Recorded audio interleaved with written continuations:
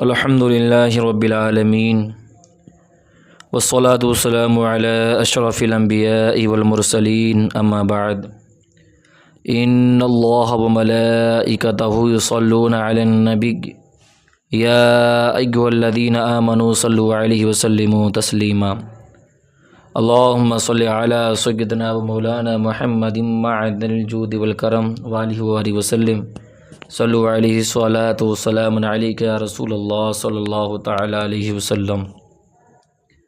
آج کا درس بہار شریعت حصہ اول صفحہ نمبر 157 سے جنت کا بیان۔ گزشتہ درس میں رہ گیا تھا جنت کا بیان، اور انشاءاللہ اس کے آگے میں آج آپ کی خدمت میں پیش کروں گا۔ یہ جنت کا بیان چل رہا ہے، کتنا ضروری ہے کہ ہمیں نالج ہونا چاہیے، اتنی جانکاری ہو کہ ہم جب جنت میں جانے کے لیے دعائیں کر رہے ہیں نمازوں کے بعد، یا اس کے علاوہ ذکر و اذکار کے بعد میں جو ہم دعائیں کرتے ہیں، ان دعاؤں میں ایک یہ بھی دعا شامل ہوتی ہے کہ اللہ ہمیں جنت عطا فرمائے۔ تو ہمیں یہ بھی معلوم ہونا چاہیے کہ جنت کیا ہے۔ آپ سے کوئی سوال کر لے کہ بھائی جنت میں جانے کی تمنا بہت ہے، اب بتاؤ جنت کے اندر کیا ہے کیا نہیں ہے، جنت میں کیسی کیسی قسم اور کس قسم کے کھانے میوے ہیں، کیا ہے، ساری جانکاری ایک مومن کو ہونا چاہیے، کیونکہ جنت مومن کے لیے ہے۔ اللہ تعالیٰ آپ کو ہم کو عمل کی توفیق عطا فرمائے، اور بعد مرنے اللہ ہم سب کو جنت نصیب فرمائے۔ تو بہار شریعت کا درس میں پیش کروں گا۔ آپ سبھی کا ہمارے YouTube channel Barkati online academy سے جڑنے کے لیے آپ کا بہت بہت شکریہ۔ اللہ آپ سب کو جزائے خیر عطا فرمائے، دارین کی نعمتوں سے مالا مال فرمائے۔ تو چلیں آج کا درس۔ بسم اللہ الرحمن الرحیم۔ پہلا گروہ جو جنت میں جائے گا، ان کے چہرے ایسے روشن ہوں گے جیسے 14ویں رات کا چاند، اور دوسرا گروہ جیسے کوئی نہایت روشن ستارہ۔ جنتی سب ایک دل ہوں گے، ان کے آپس میں کوئی اختلاف و بغض نہ ہوگا، اور ان میں ہر ایک کو حورین میں کم سے کم 2 بیویاں ایسی ملے گیں کہ 70 جوڑے پہنے ہوں گی۔ پھر بھی ان لباسوں اور گوشت کے باہر سے ان کی پنڈلیوں کا مغز دکھائی دے گا، جیسے سفید شیشے میں شراب سرخ دکھائی دیتی ہے، اور یہ اس وجہ سے کہ اللہ عز و جل نے انہیں یاقوت سے تشبیہ دی۔ اور یاقوت میں سوراخ کر کے اگر ڈورا ڈالا جائے تو ضرور باہر سے دکھائی دے گا۔ آدمی اپنے چہرے کو اس کے رخسار میں آئینے سے بھی زیادہ صاف دیکھے گا۔ اس پر ادنا درجہ کا جو موتی ہوگا وہ ایسا ہوگا کہ مشرق سے مغرب تک روشن کر دے۔ اور ایک روایت میں ہے کہ مرد اپنا ہاتھ اس کے شانوں کے درمیان رکھے گا تو سینہ کی طرف سے کپڑے اور جلد اور گوشت کے باہر سے دکھائی دے گا۔ اگر جنت کا کپڑا دنیا میں پہنا جائے تو جو دیکھے بے ہوش ہو جائے، لوگوں کی نگاہیں اس کا تحمل نہ کر سکے۔ مرد جب اس کے پاس جائے گا اس سے ہر بار کنواری پائے گا، مگر اس کی وجہ سے مرد و عورت کسی کو کوئی تکلیف نہ ہوگی۔ اگر کوئی حور سمندر میں تھوک دے تو اس کے تھوک کی شیرینی کی وجہ سے سمندر شیریں ہو جائے۔ اور ایک روایت ہے کہ اگر جنت کی عورت 7 سمندروں میں تھوکے تو وہ شہد سے زیادہ شیریں ہو جائے۔ جب کوئی بندہ جنت میں جائے گا تو اس کے سرہانے اور پائنتی 2 حوریں نہایت اچھی آواز سے گائیں گی، مگر ان کا گانا یہ شیطانی مزامیر نہیں بلکہ اللہ عز و جل کی حمد و پاکی ہوگا۔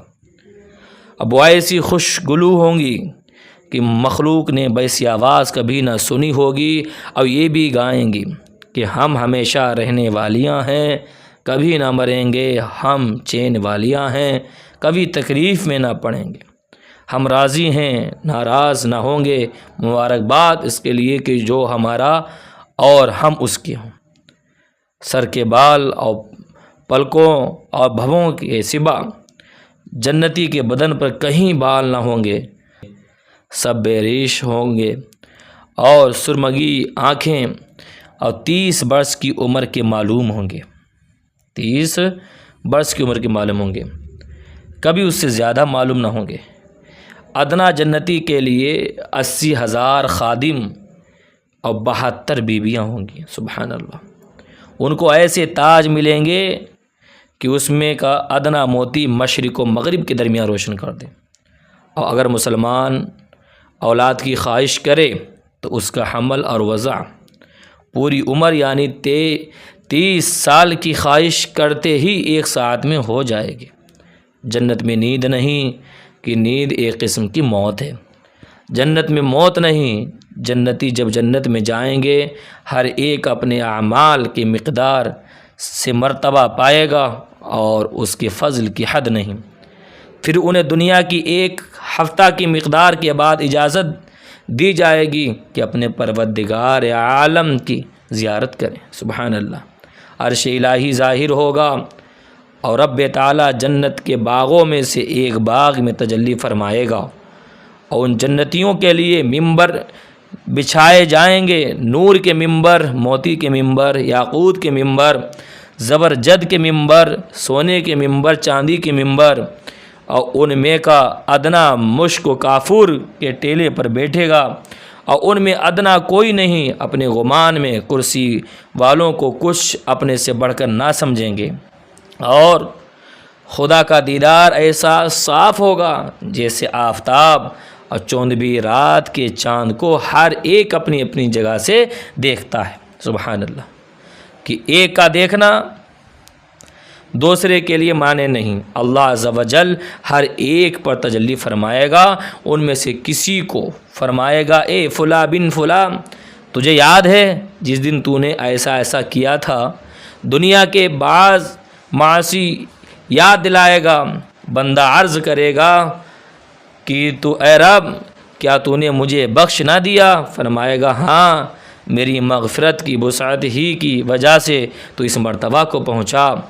تو وہ سب اسی حالت میں ہوں گے کہ ابر چھائے گا، ان پر خوشبو برسائے گا کہ اس کسی خوشبو ان لوگوں نے کبھی نہ پائی تھی۔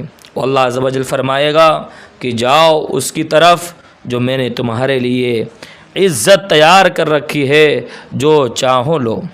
پھر لوگ ایک بازار میں جائیں گے جسے ملائکہ گھیرے ہوئے ہیں لوگ، اور اس میں وہ چیزیں ہوں گی کہ ان کی مثل نہ آنکھوں نے دیکھی، نہ کانوں نے سنی، نہ قلوب پر ان کا خطرہ گزرا، اور اس میں سے جو چاہیں گے ان کے ساتھ کر دی جائے گی۔ خرید و فروخت نہ ہوگی، جنتی اس بازار میں باہم ملیں گے، اور چھوٹے مرتبہ والا بڑے مرتبے والے کو دیکھے گا اور اس کا لباس پسند کرے گا، اور ہنوز گفتگو ختم بھی نہ ہوگی کہ خیال کرے گا کہ میرا لباس اس سے اچھا ہے، اور یہ اس وجہ سے کہ جنت میں کسی کے لیے غم نہیں۔